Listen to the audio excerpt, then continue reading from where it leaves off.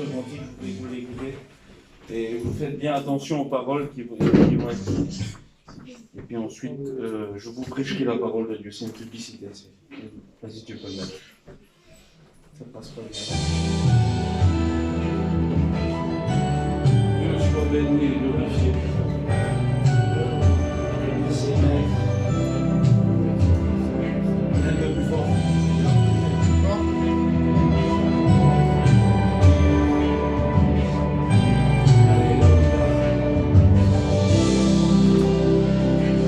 Si je cachais quoi que ce soit, tu le verrais, tu le serais, rien n'était caché. Si mes lèvres n'en ton nom, mais que mon cœur était éloigné, tu n'y prendrais pas plaisir. Ce que tu cherches va bien au-delà des mots, va bien au-delà des chants. C'est une vie qui t'est entièrement consacrée dans le secret. Quand les hommes ne me voient plus, quand j'ai devancé l'aurore, je veux tout laisser jusqu'à avoir un cœur d'adorateur, un cœur d'adorateur, un cœur d'adorateur, un cœur d'adorateur, un cœur qui te désire, un cœur qui te recherche, un cœur qui supplie, un cœur d'adorateur. Si je criais ton nom devant les foules, mais que ma voix était inconnue, ou dans ton palais.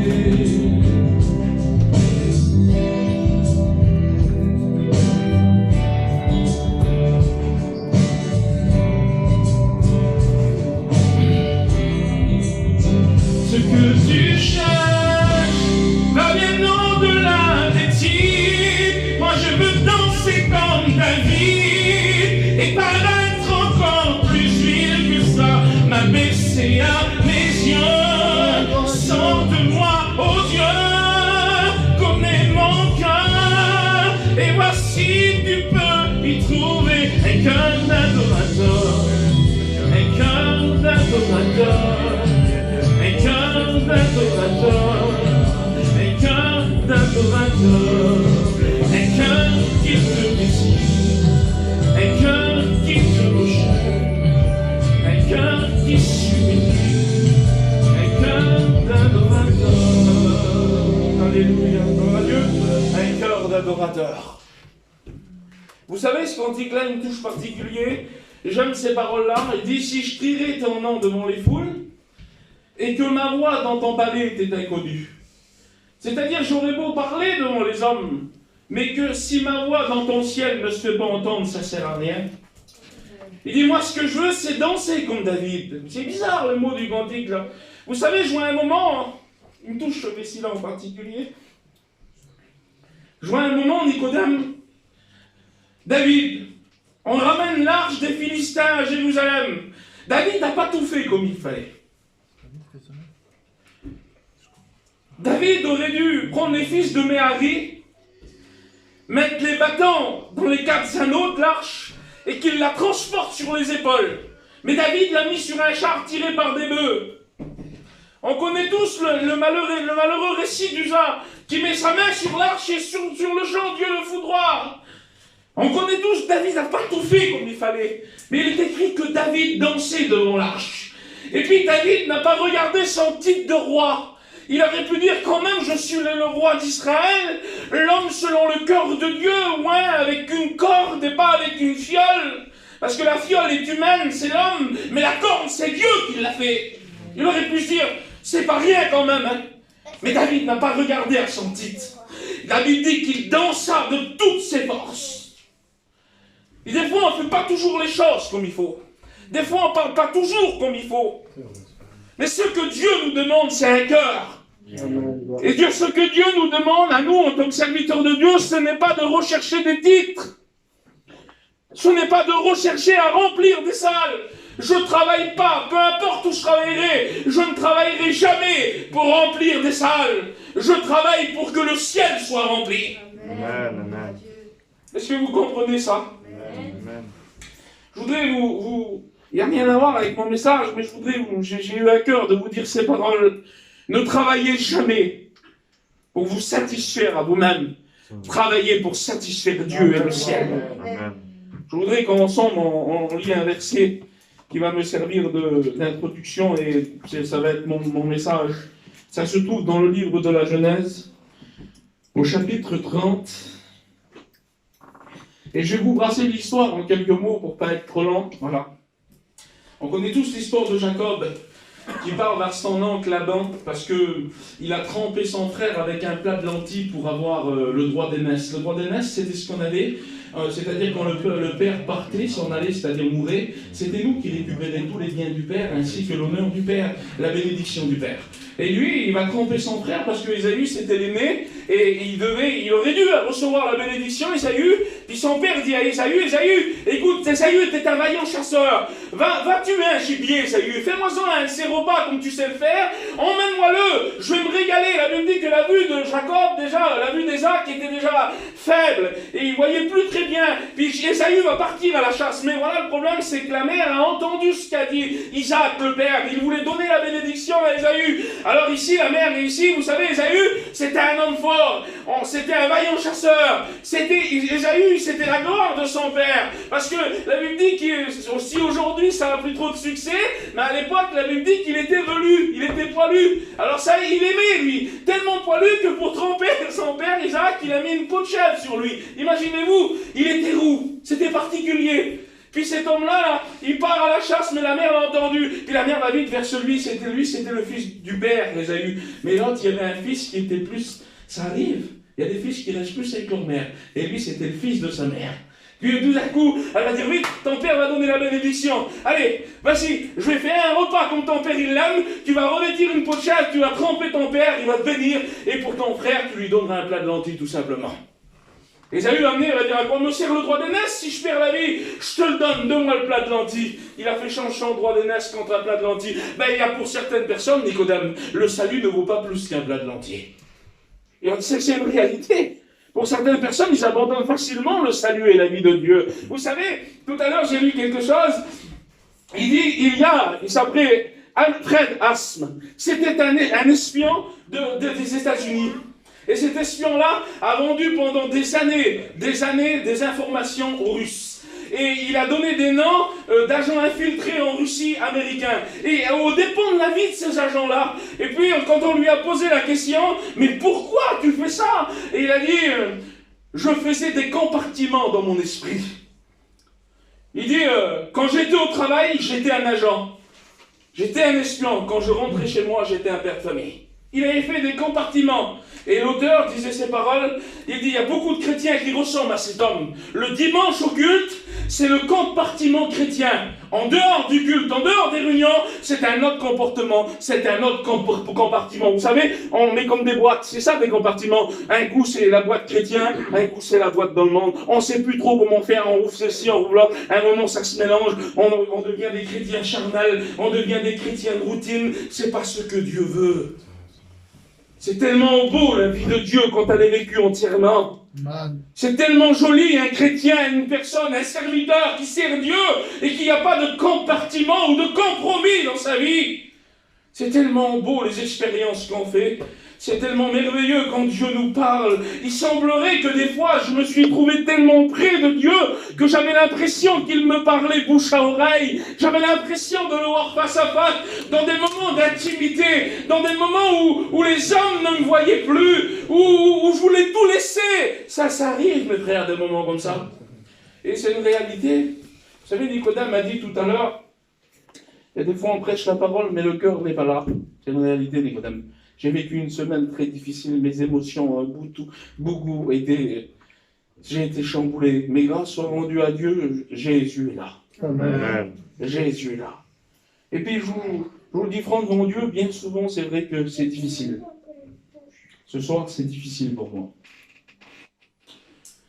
Mais je vais vous prêcher l'évangile. Amen. Gloire à Dieu. Donc je vous raconte l'histoire ici. Il s'en va vers son oncle Laban, après avoir trompé son frère, c'est un trompeur. Et puis au bout d'un moment, il va à son oncle qui dit, écoute, je vais travailler pour toi cette année et tu me donneras Rachel pour femme. Oui, pas de problème, Laban, travaille cette année. Et il travaille cette année. Et au bout de cette année, quand l'heure du mariage est venue, Ésaü, au lieu d'avoir Rachel, il a Léa.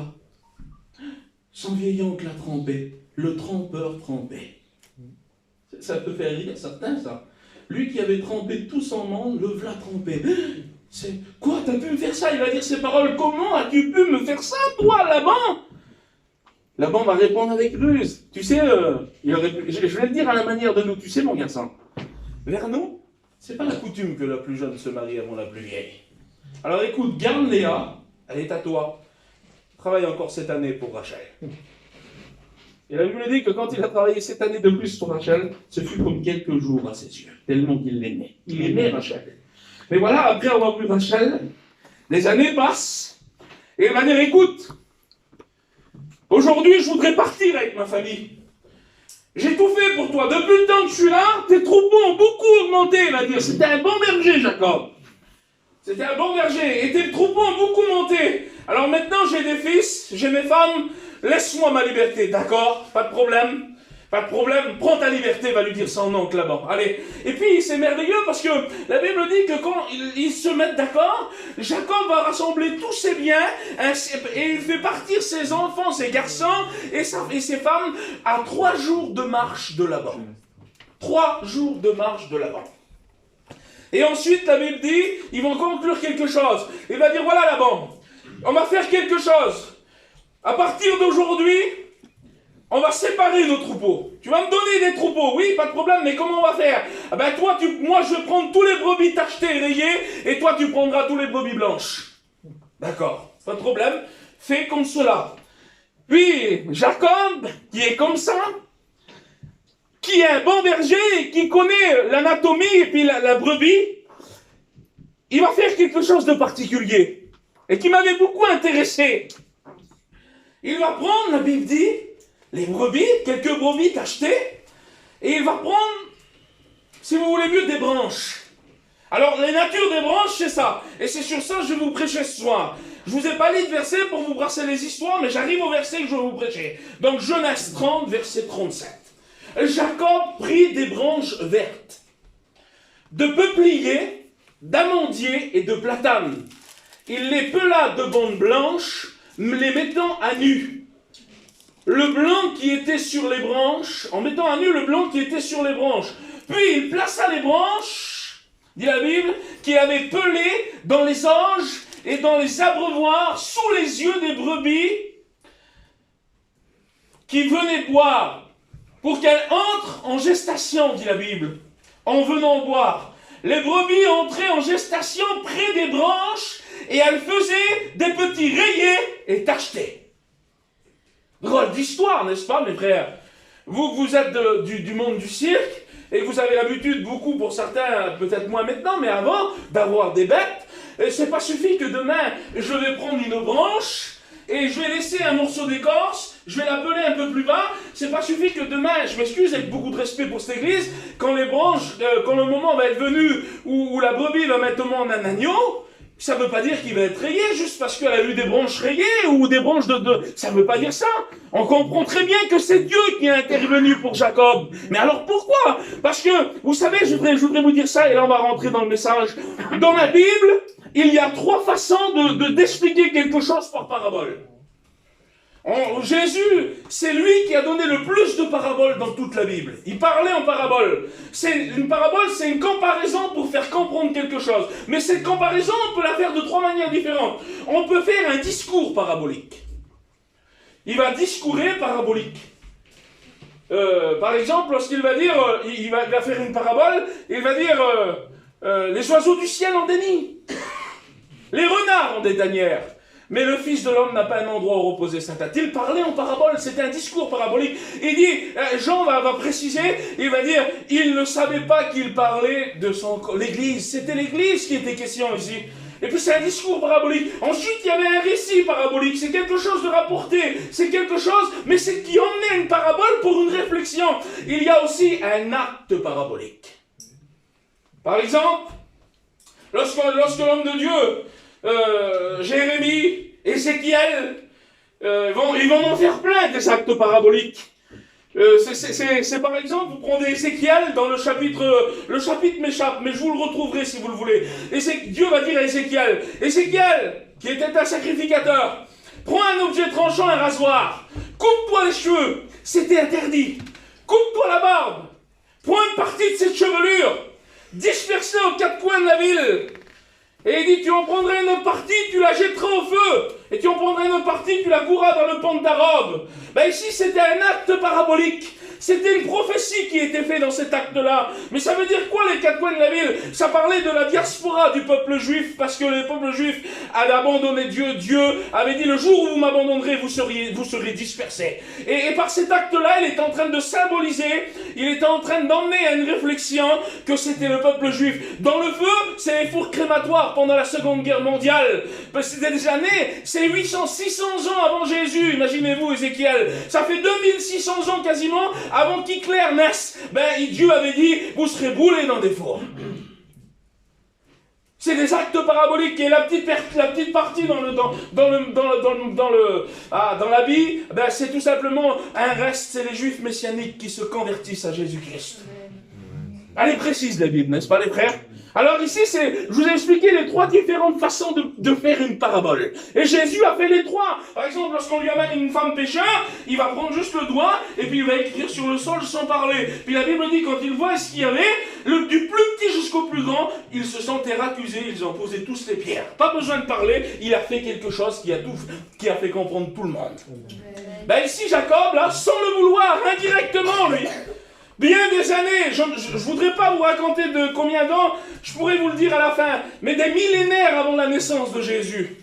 Il est en train de faire un acte, lui, dans l'intention de tromper son oncle Laban. Parce que derrière ça, non seulement les brebis faisaient des agneaux tachetés et rayés, mais Jacob faisait une sélection. Jacob, lui, il criait. Et même avec Ruth, parce que quand il y avait une brebis chétive, il la donnait à Laban. Quand il y avait une brebis grasse, il la gardait. Mais il faisait une sélection. Rappelez-vous ce que je vous ai dit. Il mit une distance de 3 jours entre lui et Laban, son oncle. Il fait partir ses fils avec les femmes de 3 jours de distance. Il préparait. Il était en préparation. Lui, il reste chez Laban, mais eux sont partis. Écoutez bien, on va en arriver où je veux venir. Donc ici, il faut réaliser quelque chose.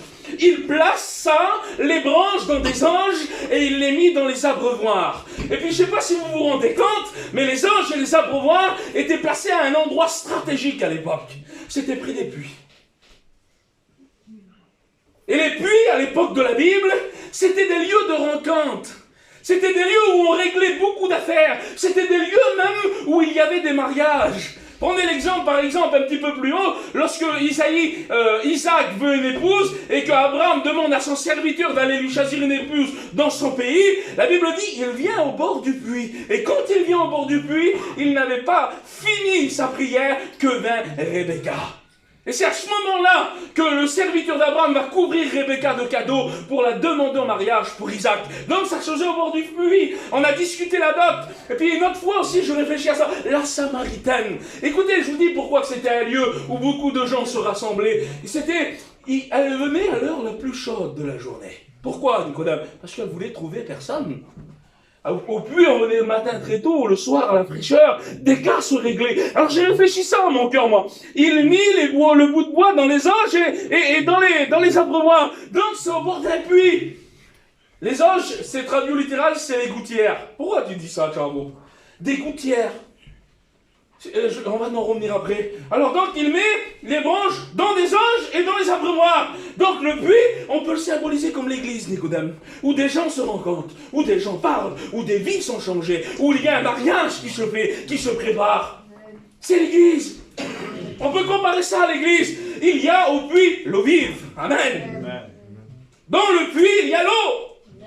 Et au bord du puits, il y avait la véritable source un jour. C'est Jean 4 qui nous le dit. Il s'appelle Jésus. Il dit, si tu bois de l'eau de ce puits, tu auras toujours soif. Mais moi, l'eau que je te donne, elle jaillira jusque dans la vie éternelle. Ne voudrais-tu pas venir au puits ce soir? Et je voudrais t'apprendre, ou je sais pas, te révéler peut-être quelque chose. Le mot est peut-être grand. Je vous demande pardon, j'ai pas l'intention de vous apprendre. Parce que peut-être il y en a certainement qui savent ce que je vais vous dire ce soir. Donc, ce qui m'a intéressé, c'est pourquoi des branches de peuplier, pourquoi des branches d'amandier et pourquoi des branches de platane, Nicodème. Ça m'a intéressé. Alors, sans le vouloir, je vous ai dit, je vous rappelle juste, pour entrer dans le message, qu'il y avait 3 façons différentes de faire une parabole. Un discours, un récit et un acte parabolique. Donc ici, on est devant quelque chose que, pour lui, quand il le fait, ça n'a peut-être même pas de sens. Pour lui, il n'a pas conscience que, environ 2900 ans plus tard, non, plutôt 3900 ans plus tard, Chavo, il va lire, et puis il va comprendre quelque chose. Il ne savait pas ça, lui, Jacob, quand il faisait ça. Il prenait une branche de peuplier, une branche d'amandier, de platane, il les pelait, il en faisait des petits anneaux dessus, et il les mettait dans l'eau. Il n'avait pas confiance. On fasse des brebis, dit la Bible. On fasse des brebis. Il n'avait pas confiance. Mais rappelez-vous, l'apparence de ces brebis, ils étaient rayés et tachetés. Ça vous fait penser à rien, ça? Nicodème, ça vous fait pas penser à un texte de la Bible? Moi, ça me fait penser à ce texte-là. Ça me fait penser... Il y a cependant parmi vous quelques hommes qui ont gardé leur robe blanche. Alors, si je comprends bien, il y a des robes, si une tache se met sur ma robe, ou si une impureté vient, ça fait une tache. Ça fait une rayure. Donc, on pourrait comparer ces petites brebis rayées et tachées comme des hommes qui vivent dans le péché, qui manquent de sainteté. On pourrait comparer ça, le puits, l'église, et les petites brebis rayées et tachées, des hommes qui sont pas parfaits, qui vivent dans le péché. Alors, il y a une solution. Il faut les emmener au puits. Et il faut les mettre en face devant quelque chose. Devant les branches. Mais ça vous fait penser à rien, les branches, vous? C'est quoi les branches en particulier? Que ce soit le peuplier, que ce soit l'amandier, que ce soit le platane, c'est quoi? C'est du bois. Et quand on vient au puits, et qu'on regarde dans l'église, le message qui doit en sortir, c'est la croix. Amen. En dehors de la croix, on n'a pas de message. Excusez-moi, parce que tout doit revenir à la croix. La croix, c'est le moyen pour sauver l'humanité que Dieu a choisi. Demain, si vous prenez, c'est personnel ce que je vais vous dire, un message sans Jésus n'a pas de sens. Il est le sauveur de l'humanité. Nous ne prêchons pas nous-mêmes, disait Paul, nous prêchons le Christ. Alléluia. Gloire à Dieu. Bien ce soir, tournons-nous devant ce puits, devant ces branches, qui nous symbolisent la croix. Il fait rien ressortir du petit verset là, Jacob. Hein? Imagine-toi, il ne savait pas lui plus tard que Chavo, à cause du Saint-Esprit qui l'inspire, il est en train de voir la croix, lui, derrière une tromperie. Oui, parce que la croix, mes frères et sœurs, c'est le diable qui s'est trompé. Parce qu'en voulant que Jésus meure sur la croix, parce que ce n'est pas le diable qui a mis Jésus sur la croix, hein, mais le diable a poussé les hommes à mettre Jésus sur la croix. Parce que la croix, c'est le plan de Dieu. Amen. Et le diable a voulu empêcher même que Jésus à un moment soit sur la croix. C'est la femme de Pilate qui a dit qu'il n'y a rien entre toi et ce juste. Elle voulait éviter la croix à Jésus, mais Jésus a dit, tu ne peux pas boire, Pierre, la coupe que moi je vais boire. C'est la coupe là qui est ici de la souffrance. C'était la souffrance de la croix qui était là devant Jésus. Il savait pourquoi il était venu. Jésus n'est pas un martyr. On n'a pas pris sa vie. Il n'a pas eu peur quand il a vu sur la croix. Certainement les autres brigands s'étaient déjà injures. Des paroles, même pas la peine quand on leur demandait de donner leurs mains. Mais Jésus, il a donné sa main. C'est lui qui est... Je ne vais pas devancer mon message, mais... Écoutez-moi, alors on va venir sur ces petites branches. Je t'emmène à l'église, mon frère. Je t'emmène à l'église, mon ami. Puis peut-être que quelques chrétiens vivent dans le péché aussi cachés. Ben je t'emmène à l'église aussi.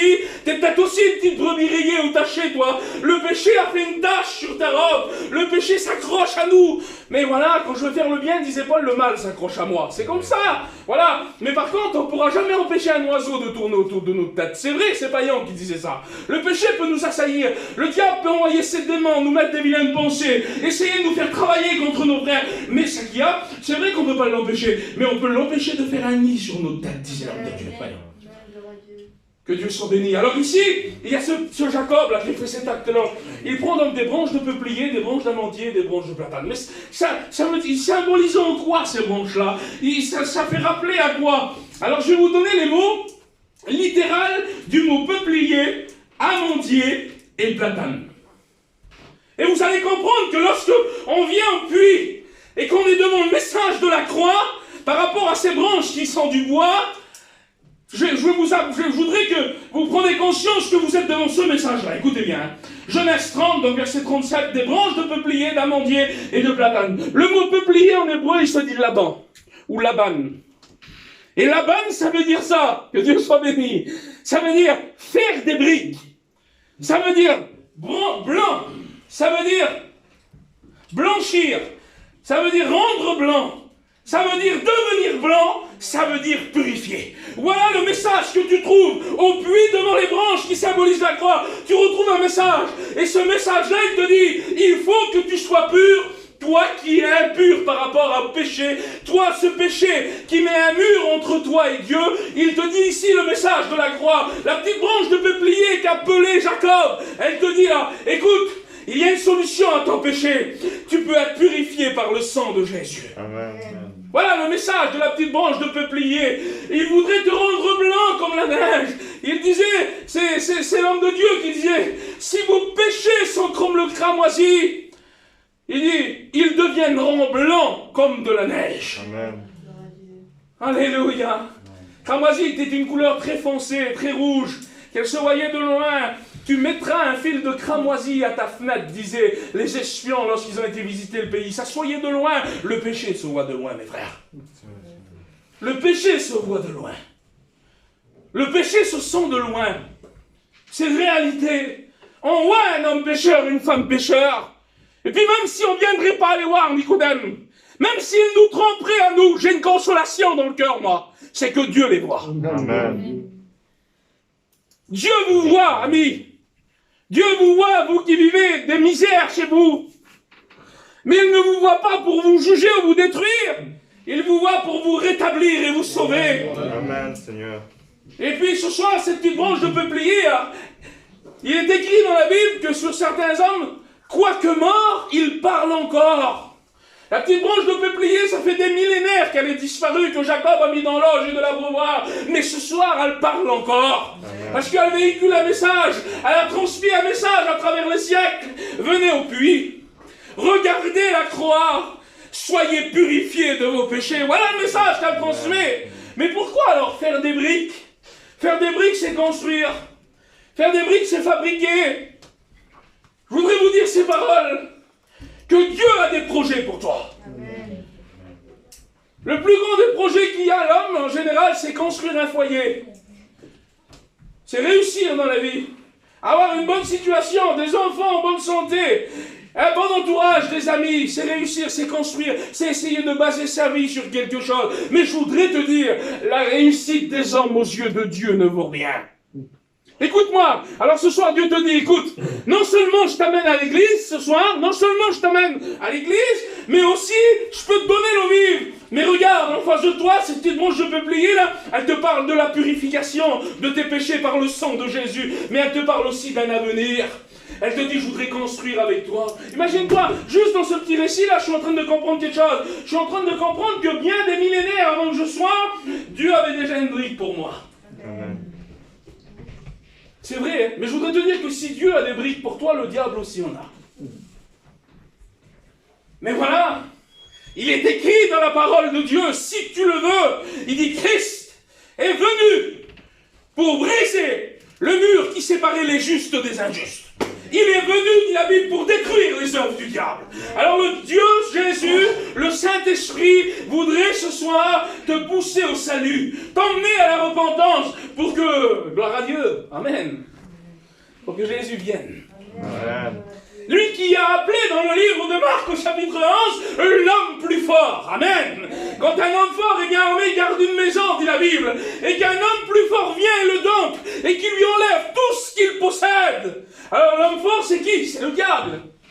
Mais l'homme plus fort, qui enlève tout ce qu'il a, il lui a enlevé ses titres, il lui a enlevé son honneur. Mais où est ta force, mort? Où est en aiguillant? Il n'en a plus. Le diable mange la poussière. Alléluia. Parce que Jésus est venu en tant qu'homme plus fort. Et ce soir, il voudrait venir vers toi. Il te dit, je t'emmène au petit puits, symbole de l'église. Je te purifie de ton péché. Mais j'ai une brique pour toi, pour construire ton avenir. L'avenir que le diable a détruit. L'avenir que le diable voit obscur pour toi. Parce que moi, j'ai des projets de paix. Amen. Parce que moi, j'ai des projets de prospérité. Des projets à long terme avec toi. Le diable te fait croire qu'il est capable. Et le diable, vous savez, c'est un menteur. Amen. Je me régale. En vérité, je me régale après ce soir. Écoutez bien, il voudrait donner aux hommes ce qu'il n'a pas. Il est écrit que dans le livre de l'Exode, il y a un homme qu'on appelle le souverain sacrificateur avec 12 pierres sur son pectoral. Il portait le nom de chaque tribu, une des pierres. Puis il y en avait 12. Et quand on décrit le diable dans le livre d'Ézéchiel, et que je fais le décompte, il n'en avait que 9, lui, Nicodème, des pierres sur lui. Puis 12. Je vais vous dire les pierres qui lui manquaient. Il lui manquait la métisse, l'agate et la chrysolite.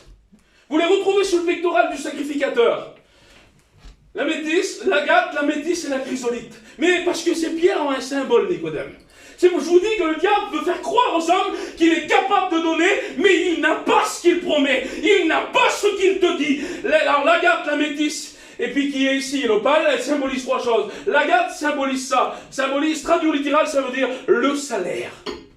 Le diable te fait croire qu'il est capable d'avoir un salut pour toi, alors que lui, jamais il méritera du salut de Dieu. C'est un menteur. Puis ensuite, il vient l'agate, la métisse. La métisse, elle symbolise ça. Elle veut dire, alors je ne sais pas si c'est la métisse ou le chrysolite, mais c'est une des deux. Je ne me trompe pas en disant ça. Alors elle symbolise l'agate, la chrysolite et la métisse. La chrysolite symbolise être heureux. Le diable voudrait te faire croire que si tu prends ce qu'il te propose, tu seras heureux. Mais c'est faux, parce que lui-même ne sait pas c'est quoi d'être heureux. Parce que chaque jour rangé de l'erreur qu'il a fait, de l'iniquité qu'il y avait en lui, il a été précipité sur la terre, animé d'une grande colère. Il a été précipité, alors il est rangé, il n'a pas le bonheur. Et puis la seconde pierre, la dernière, la chrysolite, c'est ça. C'est être heureux. Et le diable n'est jamais heureux. Quand on est heureux, ça découle de quelque chose. Ça découle, par exemple, on est heureux lorsqu'on trouve un ami. On est heureux lorsqu'on va découvrir que quelqu'un a réussi. On est heureux pour notre fille ou notre garçon qui se marie bien. On est heureux parce qu'il est devenu chrétien. Mais le diable n'a pas ce privilège-là d'être heureux. Être heureux, souvent ça dépend des circonstances vis-à-vis de l'homme, comme je vous ai cité. Mais être heureux, nous, c'est qu'on a trouvé Jésus. Amen. Amen, gloire à Dieu. On a trouvé Jésus. Et le diable te propose peut-être des choses, mais qu'il n'a pas, qu'il ne possède pas. Le seul qui possède le salaire que l'on trouve, c'est Jésus. Amen. C'est le salaire de la grâce. C'est le don gratuit de Dieu. C'est le sang précieux de Jésus. C'est la vie éternelle en Jésus-Christ. Alléluia. Gloire à Dieu. Et puis Jésus, ce soir, il ne te trompe pas. Parce que vous savez pourquoi? Il est dans le ciel, assis à la droite de Dieu. Puis ce soir, il siège pour toi et il devient ton avocat. Amen. Il devient ton rédempteur. Puis ici, la petite branche de peuplier, parce que je reviens, Nicodème, la petite branche de peuplier, elle t'emmènera à quelque chose. Elle t'emmènera à réfléchir que tu as besoin du pardon de Dieu. Et tu as besoin d'être purifié de ton péché. Elle te réfléchira à quelque chose. Elle t'emmènera à la réflexion. J'ai besoin de construire à présent avec Dieu. Je voudrais dire que chaque fois, c'est fort sur mon cœur, je voudrais dire que chaque fois que tu refuses la brique que te tend Dieu, c'est pour prendre une pierre du diable. Plus tu refuseras la brique de Dieu, plus le mur qui te sépare entre toi et Dieu montera. Quand tu refuses le salut de Dieu, tu acceptes la souillure du péché. Quand tu refuses le sang de Jésus, tu acceptes de rester dans l'état où tu es. C'était pas du tout une évangélisation que je devais faire, mon message a changé quand j'ai mis là, je ne sais pas pourquoi. Mais c'est bien, ça passe, hein. Gloire à Dieu.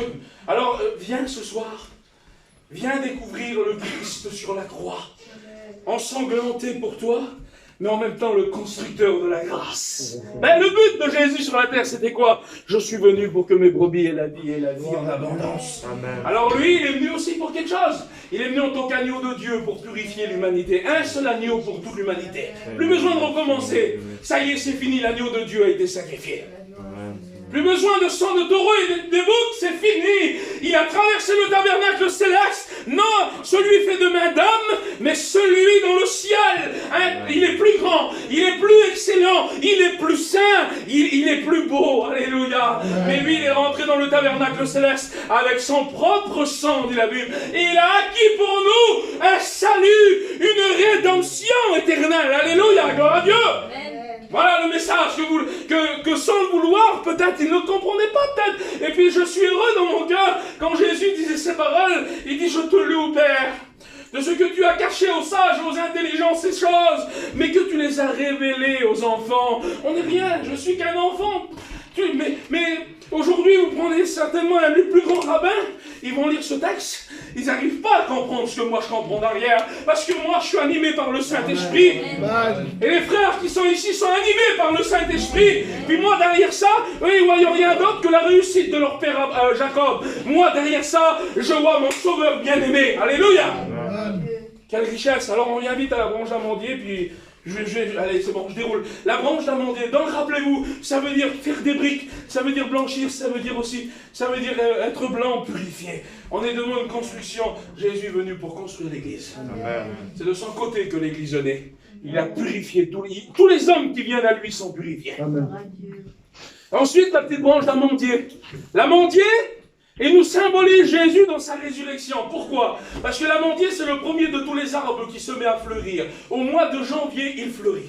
Tandis que tous les autres sont morts encore. Tandis que tous les autres, la sève, elle est dans les racines. Lui, au mois de janvier, la sève, elle monte. Et les fleurs apparaissent. Gloire à Dieu. Amen. Vous savez, je voudrais vous donner ce petit tiroir. L'amandier, il fleurit le premier. Mais savez-vous que c'est pratiquement le dernier arbre à donner son fruit? Amen. C'est lui le premier de tous qui se réveille. Et c'est ce que son nom veut dire. Amandier, ça veut dire ça. Traduit littéral, celui qui se réveille. Amen. Rappelons-nous de la résurrection du Christ. Quand non seulement la petite branche ici de Peupliade nous rappelle la mort à la croix de Jésus, qu'il est venu pour construire quelque chose dans l'église, et il voudrait te transmettre cette vie, alléluia, il voudrait te purifier, mais ici, nous sommes, lorsque Jacob met la petite branche dans les jauges, là, et dans les abreuvoirs, nous sommes devant la résurrection du Christ. Amen. Celui qui se réveille. N'oubliez pas que Jésus est le premier à savoir réveiller d'entre les morts. Mais comment, dans quel sens? C'est le premier qui ressuscite? Non, il y en a déjà eu qui ont ressuscité avant lui. Mais lui, il est unique dans sa résurrection. Parce que lui, il est ressuscité déjà pour ne plus jamais mourir. C'est pas la résurrection que dans la Bible, dans le Nouveau Testament, on trouve équivoque. Ressuscité pour mourir encore après. Lui, c'est Anastasia. C'est ressuscité pour ne plus jamais mourir. Amen. Alors, il est unique dans sa résurrection. Pourquoi? Parce qu'il est ressuscité par la puissance de Dieu et aussi par la puissance de l'Esprit Saint. Il dit, si l'Esprit de Dieu habite en vous, celui qui a ressuscité Christ d'entre les morts habite en vous, vous ressusciterez aussi, dit la Bible. Mais lui, il est ressuscité par sa propre autorité aussi. Il n'y a aucun homme de l'Église qui se vantera de ce que Jésus a fait. Le séjour des morts n'avait jamais rien eu de vivant en son sein. Je m'excuse, mais l'apôtre Jacques va dire, c'est pourquoi. Je m'excuse pour les mères, je voudrais pas être cru ce soir, mais il est écrit ces paroles. Le séjour des morts souffrait les douleurs de l'enfantement parce qu'il avait Jésus en son sein. Il n'a pas pu le retenir. Je m'excuse, il a été obligé de le lâcher. Il est revenu à la vie par sa propre autorité. Nicodème, quelle puissance. Qui a cette personne a cette puissance? Lui, il a fait. Amen. Mais pourquoi, Tchao, tu nous dis ça alors? Donc ça représente Jésus dans sa résurrection, il n'y a pas de problème. Il est le premier de tous. Mais il y a un message, on peut en sortir un message spirituel aussi, Nicodème. Alors moi, quand j'ai lu ça, j'ai pensé à la résurrection. Mais j'ai aussi pensé à ce verset-là. Il est l'heure de se réveiller, vous qui dormez du sommeil de la mort. Il y a plusieurs personnes qui dorment du sommeil de la mort. Parce que le péché les anesthésie. Le péché les fait tomber dans un état de léthargique. Ils sont là, ils sont apathiques. Rien. Le péché nous enlève nos sentiments. Les caractéristiques de l'homme des temps de la fin. Va dire ces paroles dans l'épître de Jude, dans l'évangile de Luc, dans le livre des Romains, dans les Corinthiens. Il va nous rappeler ça clairement. Les hommes des derniers temps, ils seront dépourvus de sentiments naturels. Ils n'aimeront plus les hommes. Ils s'aimeront plus entre eux. Le père haïra son fils, le fils haïra le père. La mère haïra la fille haïra la mère. C'est le caractère, les signes des hommes des temps de la fin. Mais nous sommes appelés à nous aimer les uns les autres. Amen. Je voudrais vous dire, mes frères, et je le prends pour moi là. Dis-toi-le à toi-même plutôt, Charles. Rappelle-toi ces paroles à toi.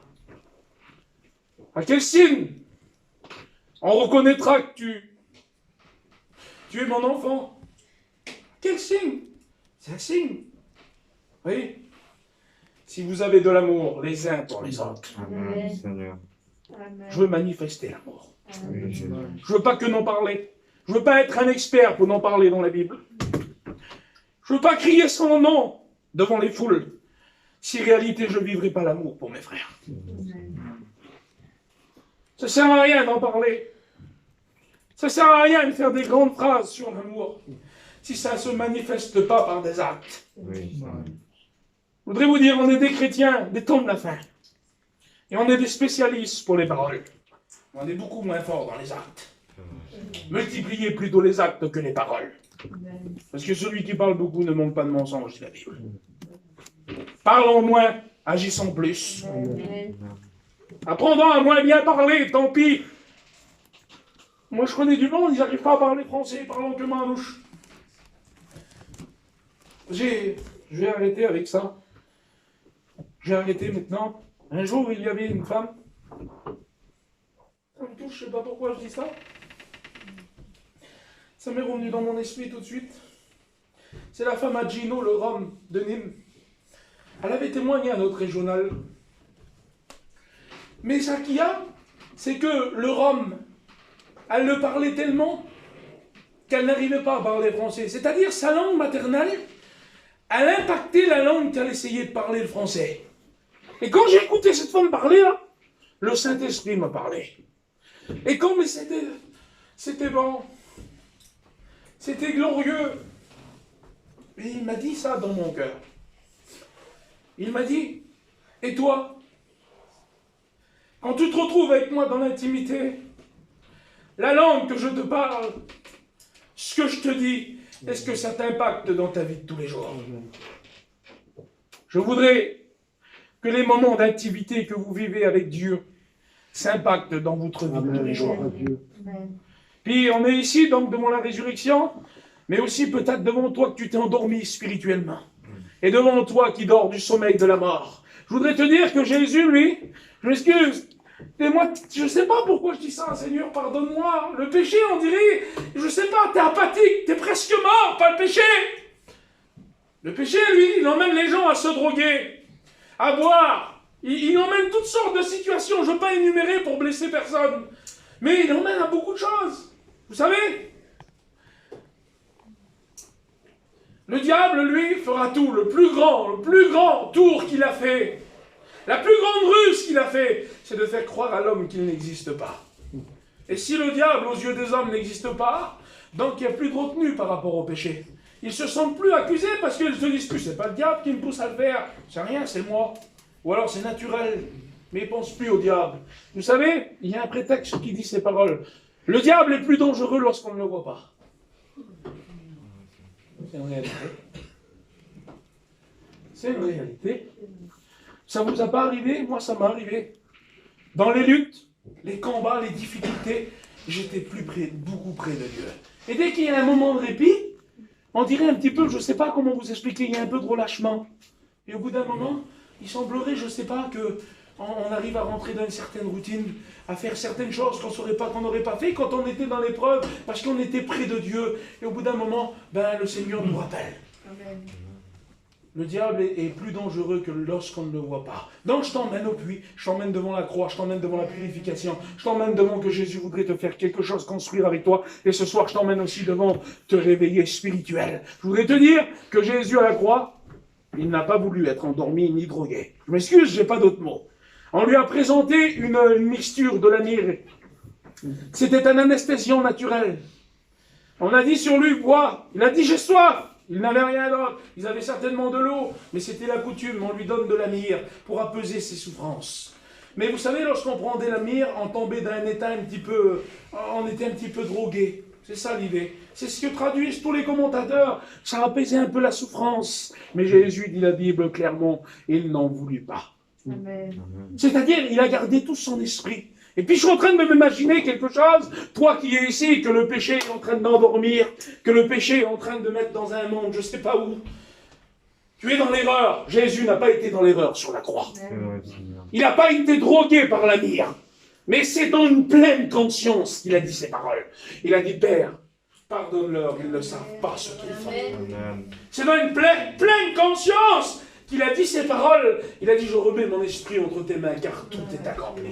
Et dans le mot tout est accompli, c'est telesté. C'est le mot de quelqu'un qui revenait, qui avait remporté une bagarre. Le général qui venait d'une terre lointaine, il rentrait vers son roi, il rentrait avec le roi vaincu. Celui qu'il avait mis en chaîne, il le posait devant le roi, sur la place publique, devant tout le monde. Et puis il met là, et puis le général criait devant son roi et le peuple, telesté, en voulant dire tout est accompli, et il lui mettait le pied sur la nuque. C'est ce que Jésus a fait à la croix de Golgotha. Il a écrasé la tête de l'ennemi de notre âme, le diable. Il a dit telesté, tout est accompli. C'est le cri du vainqueur, le cri du héros qui rend triomphant. En voulant dire j'ai vaincu. Amen. Et on est devant la petite branche ensuite de platane que j'aurais aimé vous détailler, mais j'arrête, ça suffit. Donc je vous ai dit, je vous emmène à la croix. Symbole de ces petites branches, le peuplier, le puits, l'église, le peuplier, la croix, le Jésus ensanglanté, le sang de Jésus, et il veut construire avec toi. Je vous emmène aussi devant la petite branche d'amandier qui est le symbole de sa résurrection, mais aussi que Jésus voudrait te réveiller du sommeil de la mort. Amen, Seigneur. Que lui n'était pas drogué, mais qu'il avait la vie à la croix et tout son esprit, alléluia. Parce que les hommes auraient pu dire, mais c'est normal qu'il a dit ça. Il a déliré à la croix, il a bu de la myrrhe. Non, il n'en a pas bu. C'était dans une pleine conscience qu'il a dit, je remets mon esprit entre tes mains, tout est accompli. Amen, Seigneur. Puis Jésus, lui, imaginez-vous l'effort que ça lui a demandé. Il a dû se lever sur ses jambes pour dire ces paroles. Et la croix, c'était atroce de se lever sur ses jambes. Pour parler, on devait forcer sur les jambes. Un crucifié mourit par asphyxie. Parce que les bras, le corps, le poids, le torse allaient vers l'avant, les bras restaient. Et il mourait par asphyxie. Mais Jésus, devant ça, lui, il a levé les jambes. Amen. Il s'est levé pour toi. Et il te dit ce soir, viens à la croix. Viens à moi, je veux te laver, te purifier, construire. Amen. Je veux te réveiller du sommeil de la mort. Mais une platane, c'est Amen, quoi? Jésus. C'est être sage. Il dit, je voudrais te rendre sage à salut. Je voudrais te rendre sage. Je ne sais pas vous, mais le message là, pour moi, c'est de la bombe. C'est de la dynamite. Ça explose là-dedans, ça explose là-dedans. Amen. Ça me touche dans mon cœur. Voulez-vous compris, Seigneur? Amen. Gloire à Dieu. Je sais, c'est lent, mais